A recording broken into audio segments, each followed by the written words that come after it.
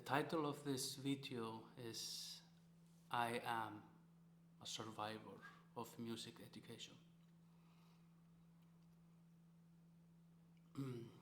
So it is fair of me to give a warning that some that will be watching will get really angry, while others will get really happy.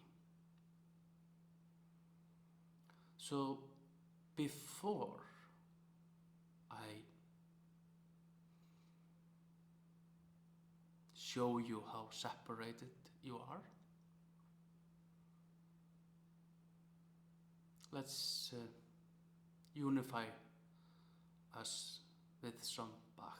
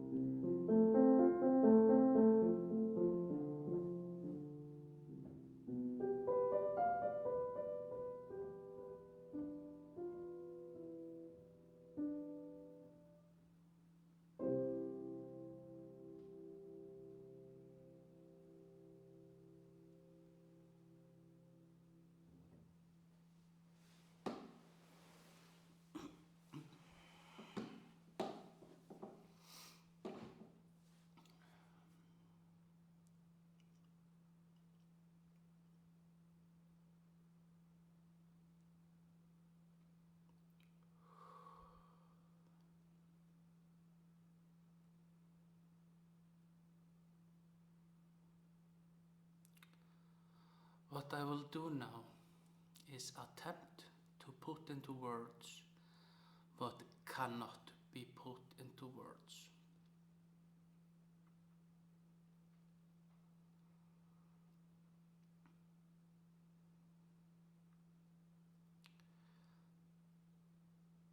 The truth is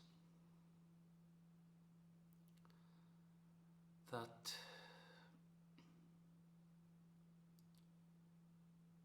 being a student in a conservatory almost killed me. And it actually finally did, but maybe not in the way that you think.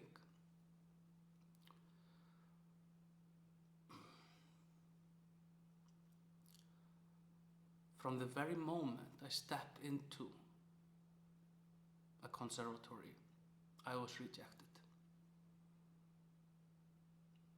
By most, not all. There were some that embraced me and probably kept me alive.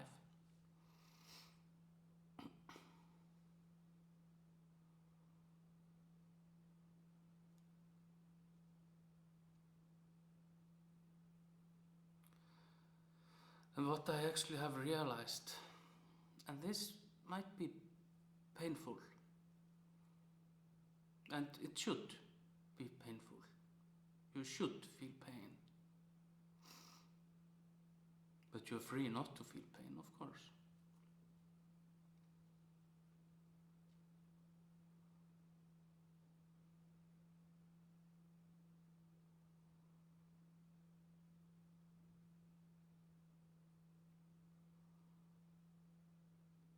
I was never allowed to be who I am.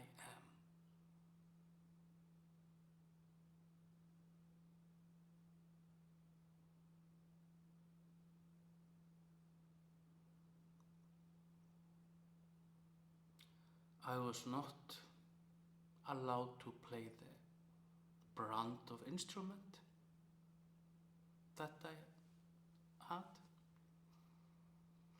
I was not allowed to play the mouthpiece that I connected with. I was not allowed to search for the core of the music.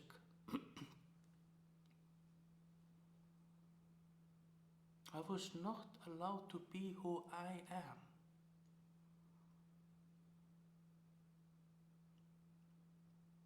And when I struggled fitting into this monstrous system, this corrupted system, I was the problem. I was the problem, and I started to believe it.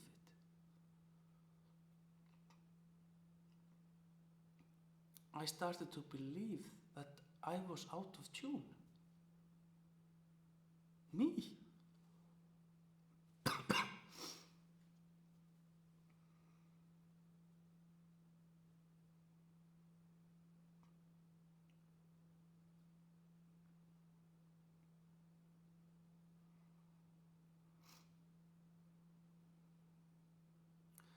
I will not go into many details because they might be connected to certain individuals. And this is not about individuals, this is about the system as a whole. And we know that within the system as a whole there are many angels. There are many guardians that are protecting the psychological and physical welfare of everybody. We know that, of course. But we also know that there are some fucking demons as well. There are abusers, there are bullies, controllers. You will be assimilated. Resistance is futile. Do you know what? Resistance is not fucking futile. It is not. So I cannot do anything else than just be a mirror, so that people might finally admit onto what is going on. How true musicians are being filtered out of the system.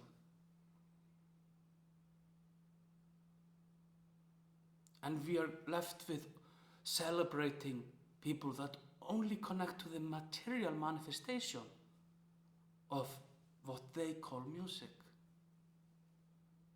But all of the sensitive people that are living in this dimension, they're being filtered out because they are weird, they're difficult, they're never satisfied. And this is true. I was never satisfied. I wanted to know the truth. I didn't need to hear endless opinions. Oh, it is my belief. It's not about your fucking belief.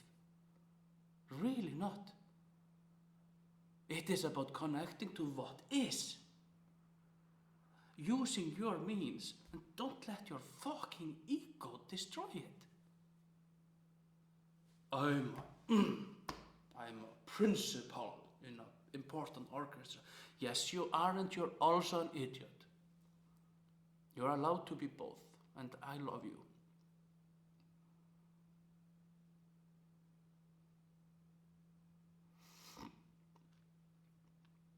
You see, if somebody is like hearing me play the trombone for the first time about these times, they will not believe the journey I've had. They will not believe that at some point my brain stopped me being able to play the trombone because it was a cause or source of so much suffering that it came to the point that when I picked up the trombone, the brain said, no, enough is enough. And that was my problem.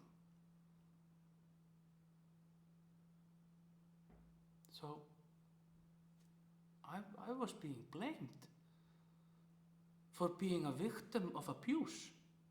I was being blamed. But even in my final exam, yeah, okay, let's be specific now. I'm talking about Conservatorium van Amsterdam. People know. Now you know as well. That in my final exam, I finally just put up a mirror. Because I was not playing at an acceptable level. Far from it. I played like shit. And it was logical that I played like shit because I was in a shitty environment. That was so negative, so constraining, and yet they believed to possess the truth. What idiots. And so the thing is, I put up the mirror. In my final exam, I showed the truth. I showed the manipulation, coercion, physical and mental abuse that is taking place in every conservatory in the world.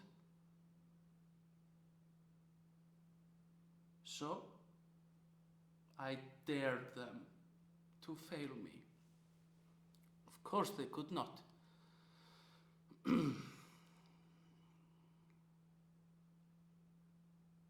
You cannot be violated if you invite your abuser to violate you. So, they did not have any choice than to give me this worthless degree, bachelor's degree. It's just a piece of paper. It means nothing.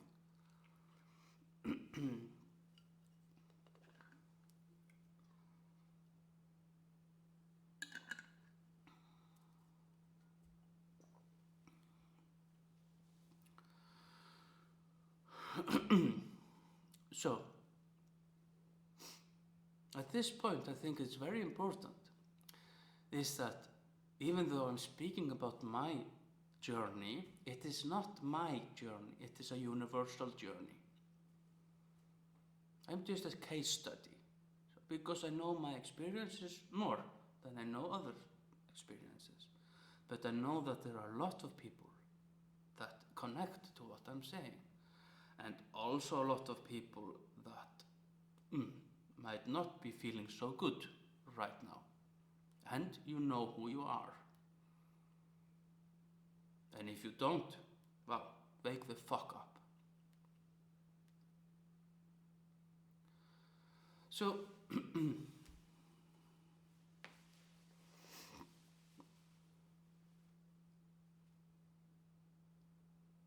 if we put it in musical terms,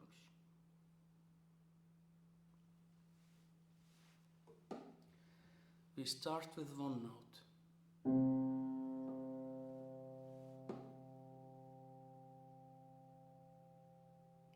And we just allow it to touch us, to move us. We connect to it.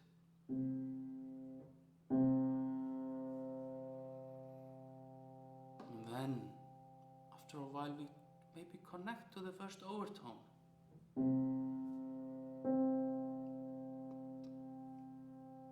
And we just connect to that extension of the fundamental.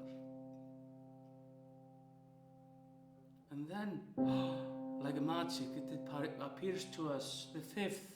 And it evolves. And so we see that within one note, there is the whole universe.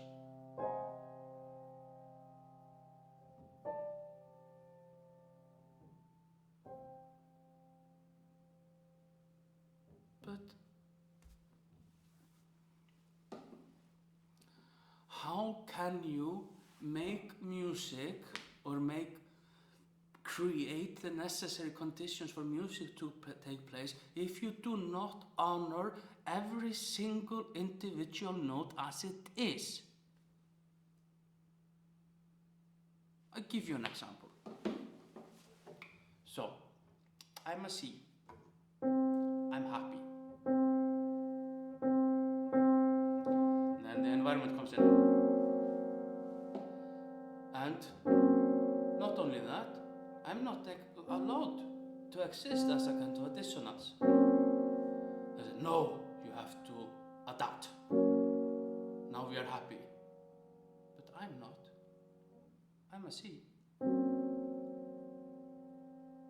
So, and this is what, the reason why atonal music is so kind of hindering to a lot of people, it is because the instrumentalists, they do not connect to the tonality of the atonality. So it just sounds like nonsense.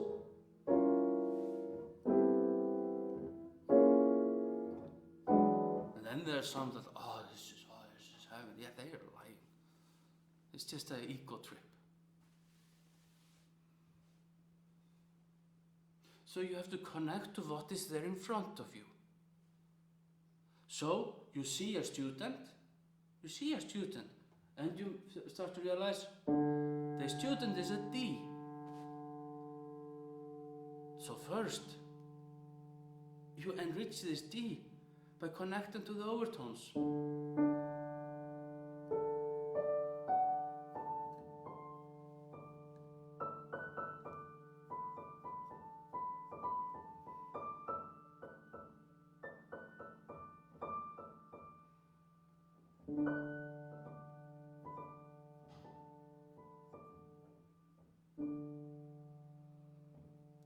So you connect to the future of a D, the overtones.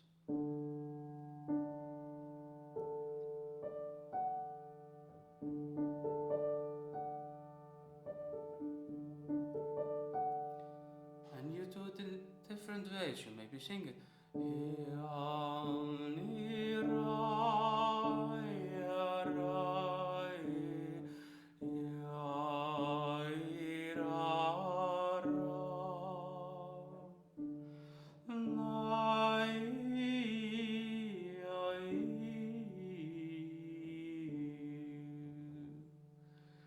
And you get to the point where you're completely free within the domain of a D.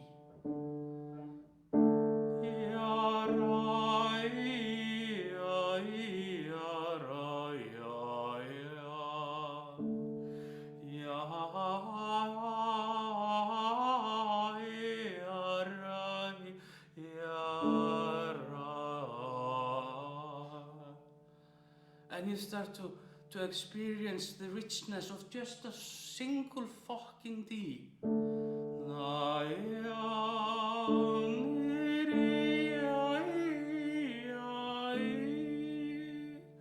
And then established, you start looking into the past and you see D from another perspective.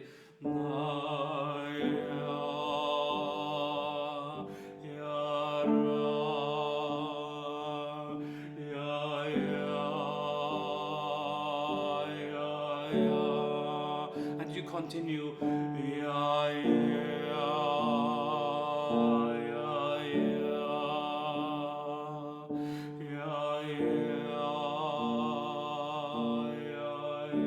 And you continue.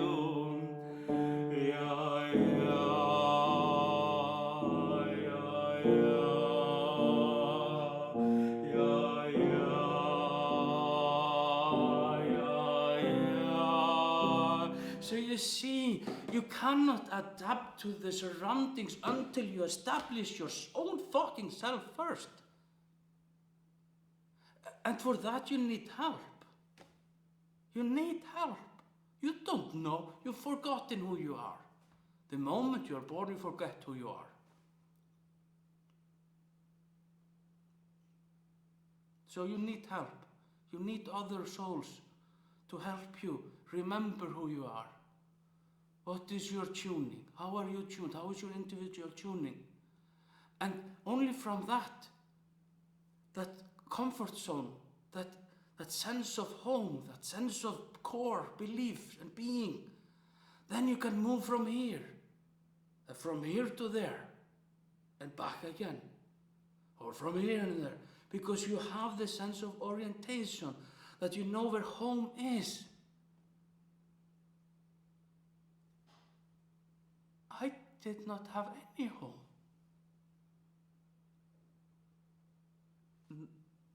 Not in the conservatory. And even at home, when I was alone home, trying to numb myself by watching Star Trek and just to have a sense of hope. Just a lifeline, or watching comedians, or something that was kind of balancing out all of this toxic environment that I was rejecting. And I did not have the strength to listen to myself, because I was a victim of abuse. And we are aware of how that is, because you start to believe that the abuser is your provider, is your everything. So I went back and back into abuse, into until enough. I graduated. I needed a sabbatical after the graduation. But still, that was not enough. So I moved to Spain. And there I was allowed to be who I was, well, more or less. I was studying with Javi Colomer. We had one lesson a week for 90 minutes. And we mainly just talked, because I was processing the trauma. The trauma of my connection to music and the instrument that I loved was taken away from me.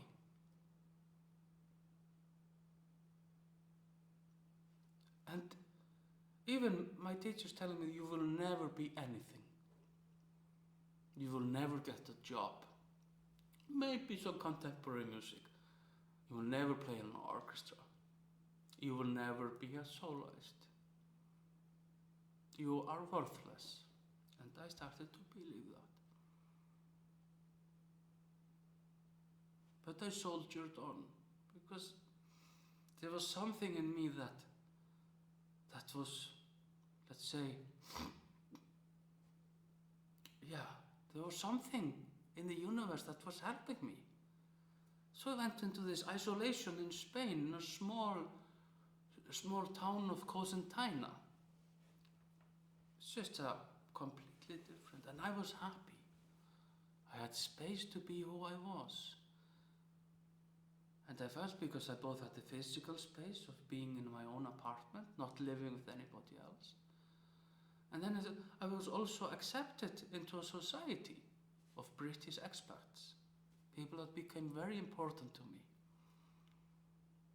And so the ones that did not know anything about music, I felt home. I was accepted. So I felt good. After a year in Spain, I enrolled into the Icelandic Art Academy, studying Master of Music in the NIPE, or New Audiences and Innovative Practice. And I was happy, because within that program I was just encouraged actually and allowed to be who I am, to find my own voice. So I was quite happy, but let's just say that the Master of Music, that particular degree, is not, you're not learning music really.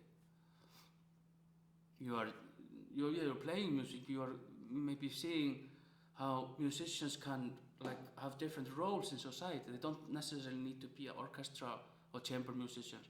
You can also just play music in nursery homes and kindergartens, reach out to society. That is not just one, that if you're not like a principal in an orchestra, you're a failure. No, it's not like that. So they appreciate that.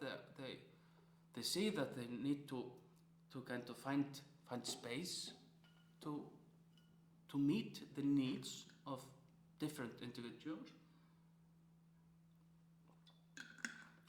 But they do not know what music is. Like music at the physical level. You connect to it. There was fantastic musicians in NIPE. But maybe not intellectually aware of really what music is about. Or can be about. Because of course we can never put into words what music is. Like Stravinsky said, I have not understood a single bar of music in my life, but I have felt it. Bravo. But we also try to understand, knowing that we will fail. So, after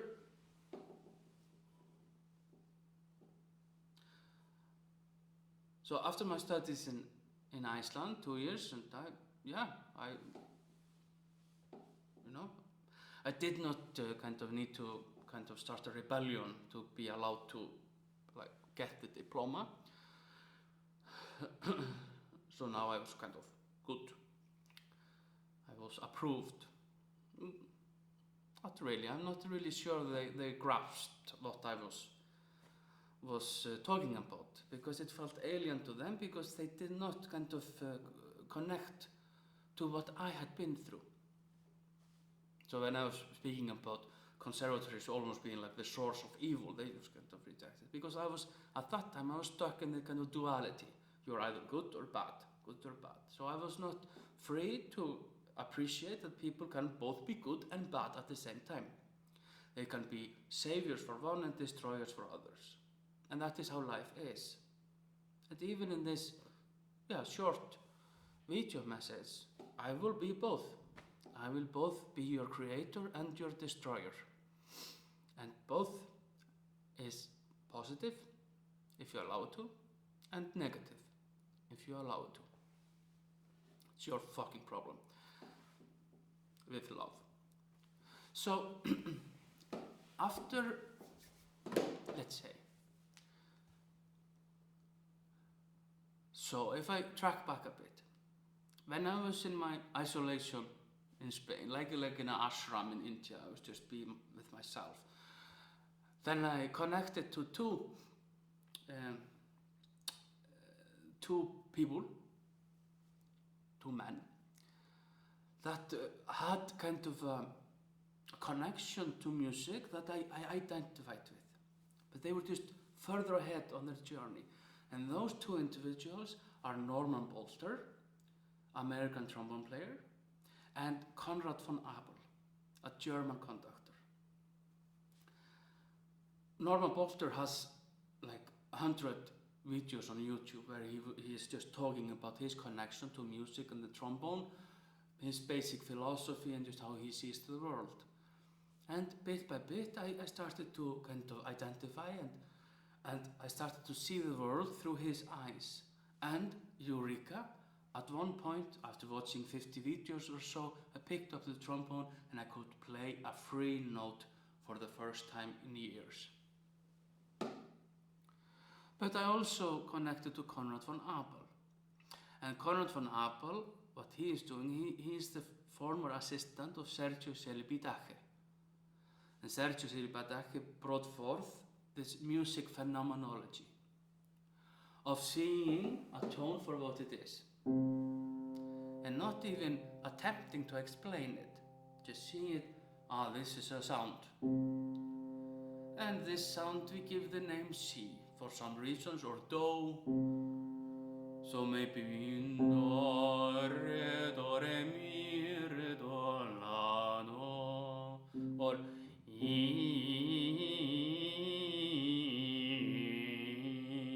So you just connect to what is there and you free yourself of any kind of judgment or like manipulation. It's not about you, it's about what is there. So your ego is kind of, you just tell it to piss off. So it's about the spontaneous creation of music.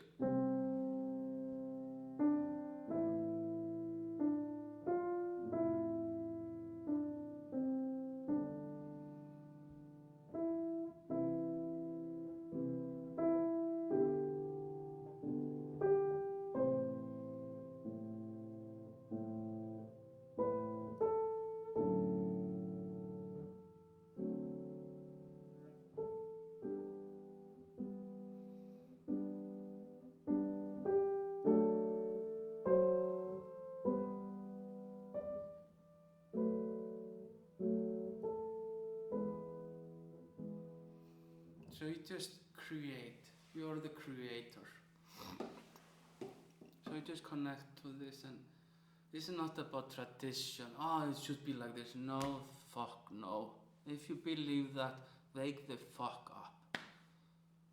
Music should not be anything, music just is. And you connect to it the way you connect to it. It speaks to you in a particular way, whether it's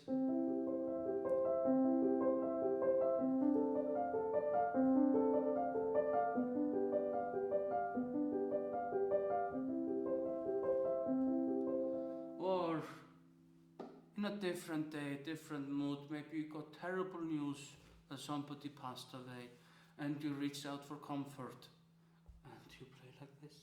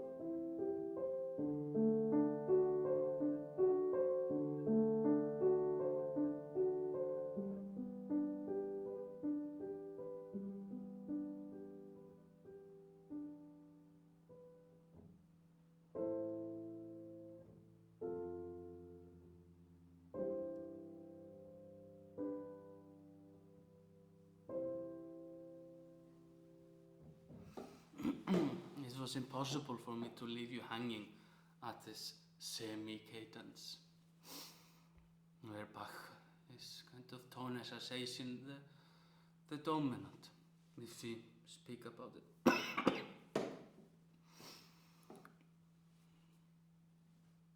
So, I felt the need to understand what music really is. Not like my personal connection to music, just what music is. And so I already had been to several masterclasses of Konrad, and I was just blown away. It was just like a spiritual awakening. see him conduct, or it was like, he wasn't a conductor, he was just a force of music. He was completely free, and the way he moved, and he was just like, what the fuck is that? This is not what I've been taught. It was free, it was, every moment had its place, and you see that the musicians, they just joined, and everything was perfect. It was not even a very good choir, but the music, I wanted more of that. So I went to Conrad in Munich, and became a victim of yet another abuse, but with love. It was not kind of malicious. It was, So I he's not an idiot. He's a small idiot, not a big idiot, just small. Well, it's open up for discussion about Conrad. Those who know him, they know what I'm talking about.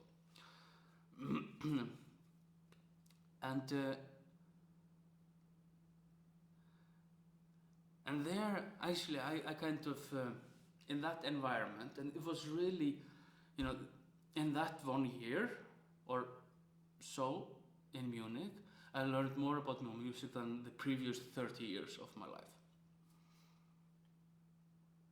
So in that 1 year, I learned more than I did in my bachelor degree, my year in Spain, my sabbatical year in Iceland, and my master's degree. It was just, and I was just, why are you wasting your time on that? For a degree? For kind of a acceptance of society? But it's not a place to learn music, really not. Oh, some flourish and they have kind of, but no. I'm sorry. I'm really sorry. I don't like saying this. I don't like it, because a lot of teachers in conservatories are good friends of mine, and I respect them, and I respect their voice and their connection to music, and that they're just doing their best. But there's always some sort of a limit. There's kind of a, because it's segregation. So you have the music theory is here, and then you have the vocalist, and then the pianist, and the string player, and it's like, and there's no force there that is kind of unifying all of it. So maybe the music theory teachers have maybe the best chance, because they are connection with everybody. And but then the music theory teachers, they're maybe not necessarily the best instrumentalists. So they maybe cannot put the theory into practice. So you have this kind of the practice here and the theory here, and the student has to kind of find a way to match them together, because they do not have a template to see that it combines theory and practice, intellectual and heart, mind and heart. So you see that the students, they tend to gravitate towards both either the practice. So yes, okay, I don't need to know this, I just play my instrument, and that is fine.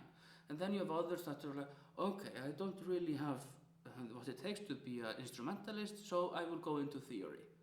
So you see this kind of polarity that exists within the music conservatory.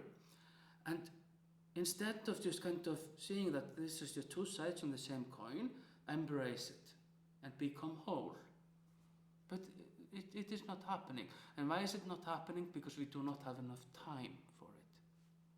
And we do not have the realized beings, that realized teachers, that are aware that they don't know shit. And the only thing they can do is to encourage and empower their students. And there are some like that. They're really, like Jonas Bylund, the trombone teacher, he comes to mind. He encourages the students. So you see, all of the students, they sound fantastic, but everybody like different. But then they come together and it's divine. You know, that is a magician, Jonas Bieland. He is a magician. And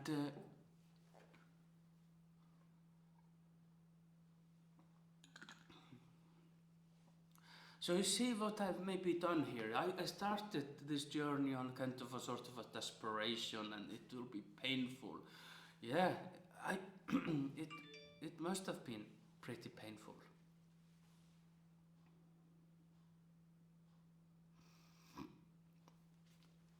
So, but I'm also giving you a hope. I hope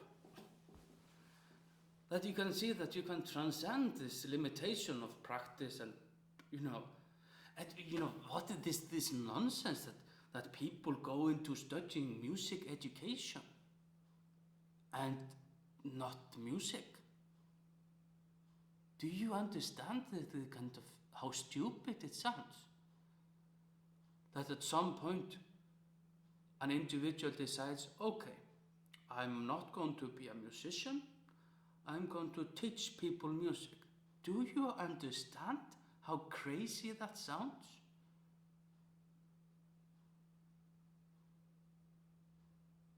And why is, for example, in Iceland, why is the music education department in another building than the music department?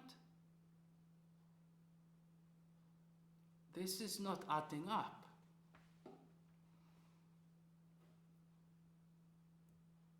So we are training music teachers to kind of fit into a pre-approved system, to be good soldiers on the march to education. And we are preparing the instrumentalists to be soldiers in the orchestras or chamber music. But it's all about following orders. It's about control. They are controlling you even if they do not know it. So, for example, in theory, my God,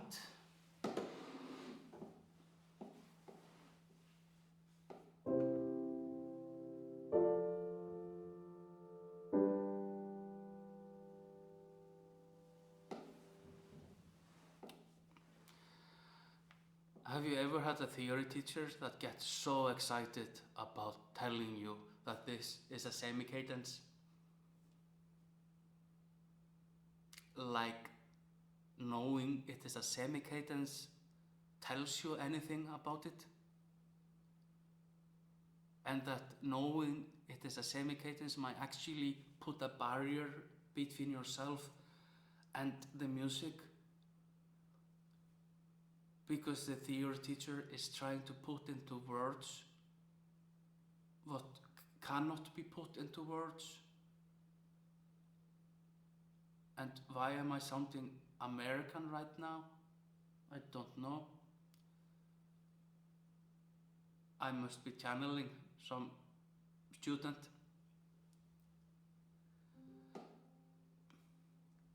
So you see, you can only teach. Well, let's talk about teaching for a moment. You cannot teach. You cannot teach. Because teaching means that somebody is learning something. And you are not.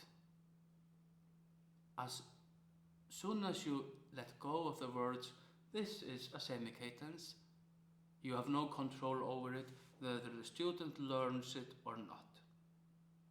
So you're not a teacher. You're a talker. You'll talk about things.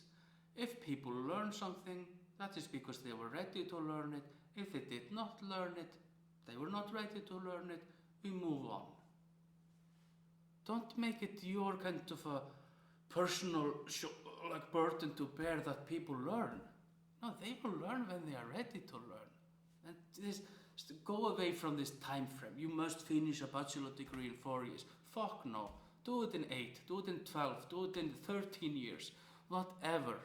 If you want to do your bachelor's degree, just do it in the time it suits you, and open up to this. Make it possible for people that have full-time jobs to maybe study like 10% in the academies, just as a hobby. Open it up. Don't make it closed. This is at the moment, all of these institutions are living in their own bubble, and they're not communicating. Like in Reykjavik, for example, we have, I don't know how many music schools.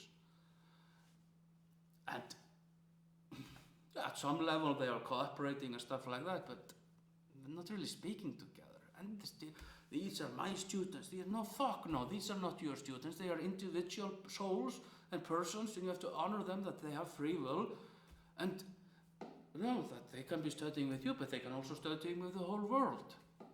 Nobody's taking your student away from you, because it's not yours to begin with. Even if you're getting paid for,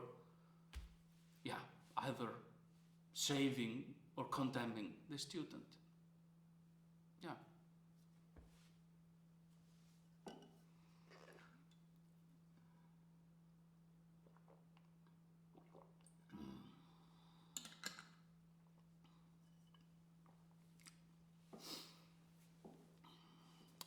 In the summer of 2016, I entered a kind of a state of where I was starting to process the trauma. And I remember I wrote some articles where I was just telling my story, and it was kind of more or less it was under the carpet at the time.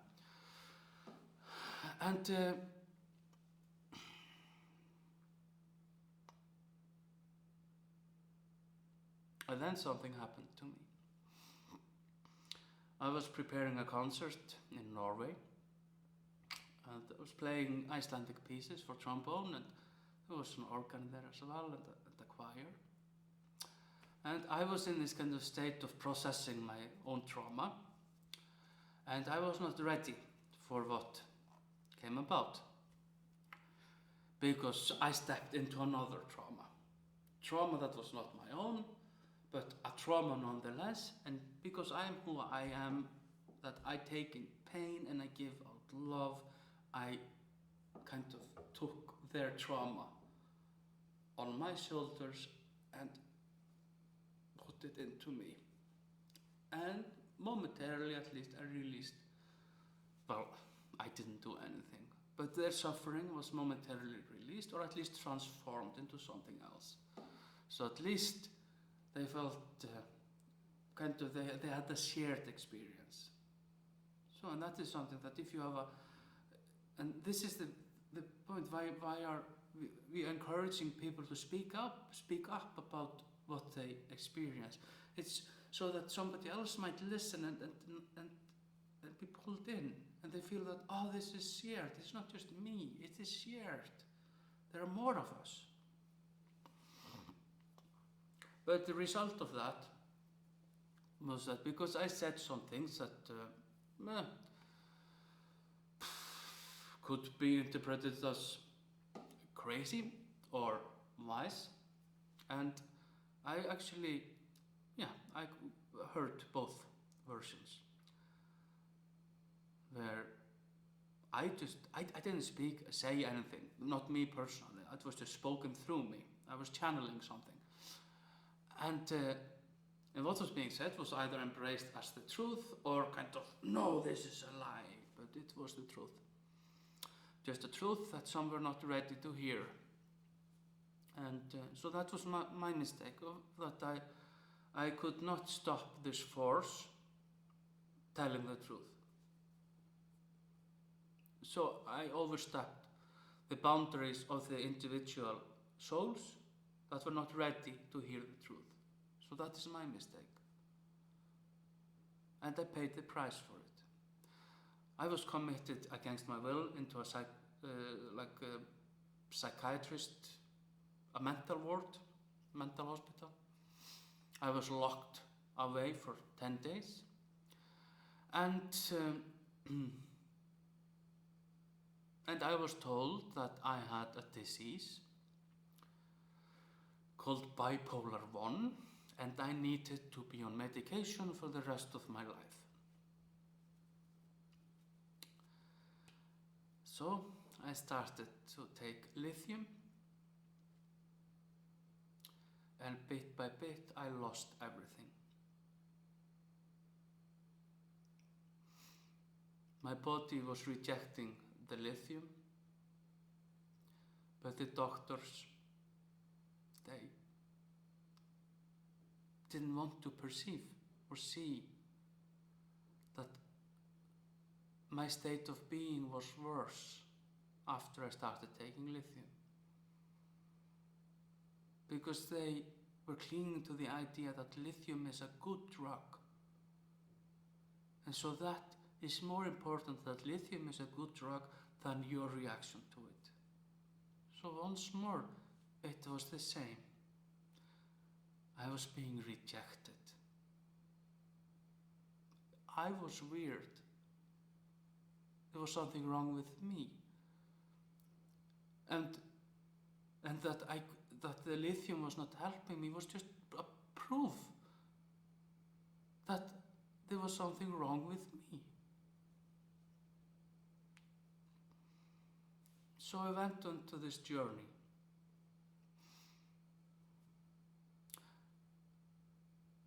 My body gave up. I became paralyzed. I was confined to a wheelchair for a long time. I lost all connection with society. For weeks and weeks I was just laying down in my bed, and I was depending on others to provide for my basic needs, like going to the toilet, getting food. I could not. I don't know anything. I was like a baby, completely dependent on those around me, dependent on love.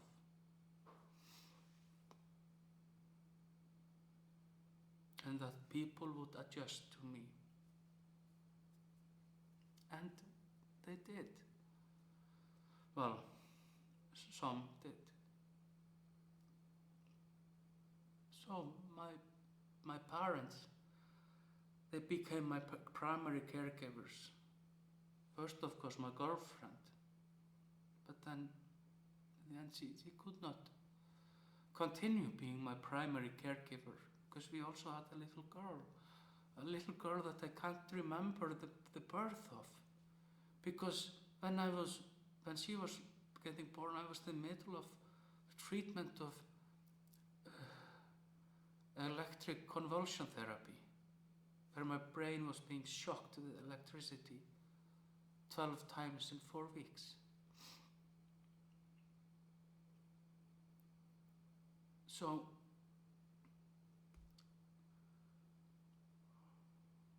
everything was taken away from me.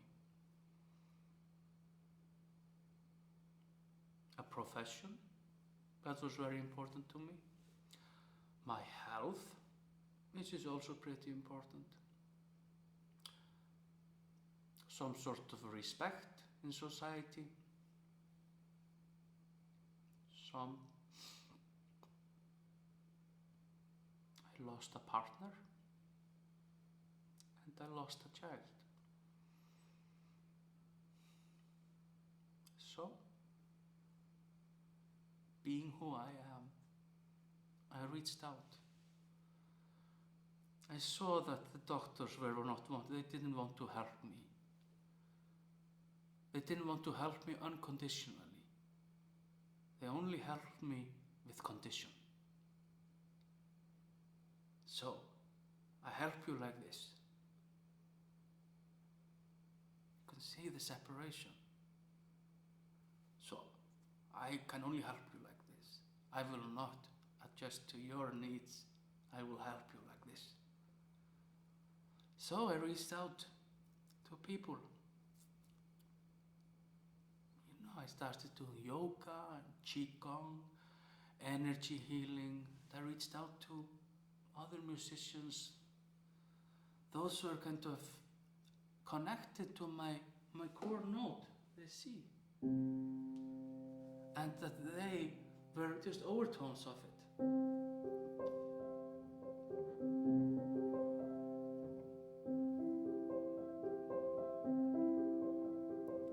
So, with the help of them, I was able to find myself again. And now there is one person I really need to pay tribute to, and that is Þórdís Philipsdóttir. She's Icelandic, but she is kind of a licensed Qigong therapist, and she was treating me, helping me to connect to my core, and not putting, you have to be like this. Just, who are you? I want to know you. I want to hear your note. And only then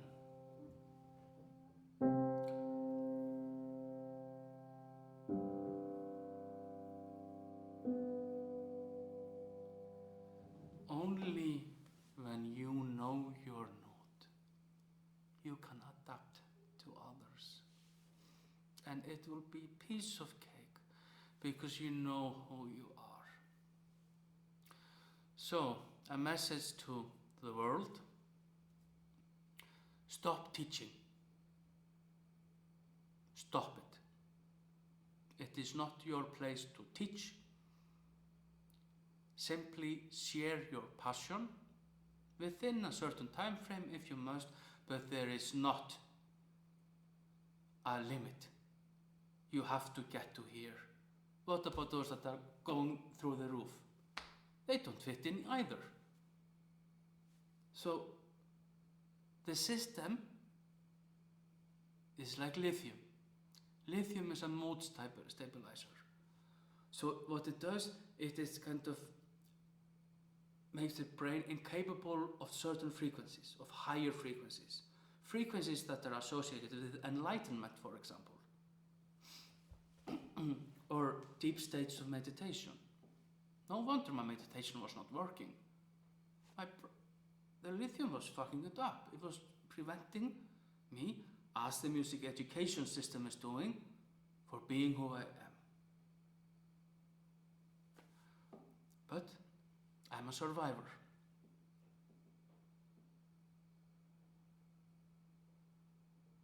But I also admit that I have been an abuser,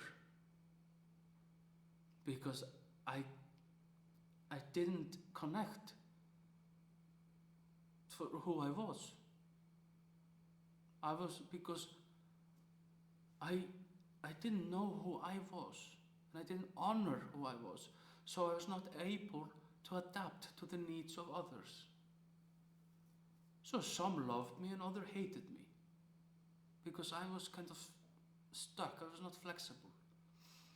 So for those that I have, abused in some way or other,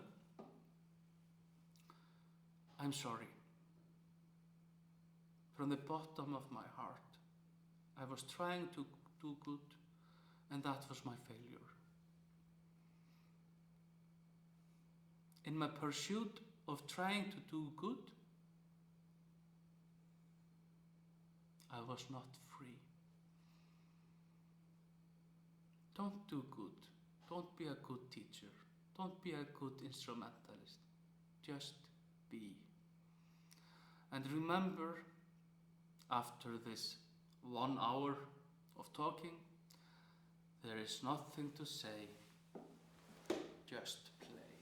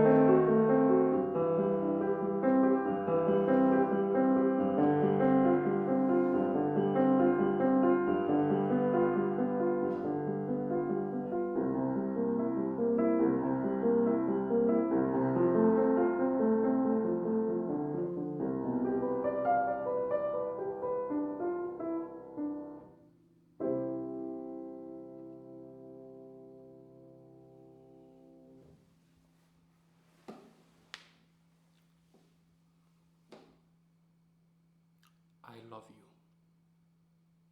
Namaste.